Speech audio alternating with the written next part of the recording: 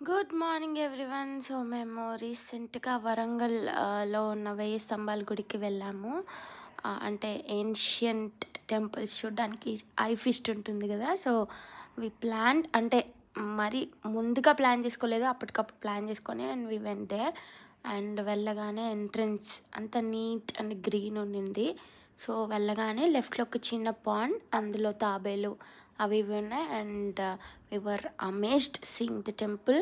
And ఆ లోపల ఉన్న శివలింగం అయితే వావ్, అంత పెద్ద లింగం నా చిన్నప్పటి నుంచి ఇప్పటి వరకు నేను అదే ఫస్ట్ టైం చూడడం. సో చాలా చాలా బాగుండింది చూడడానికి. అండ్ చాలాసేపు అక్కడే కూర్చొని అలా చూస్తూ ఉండిపోయాం. Were so so so amazed.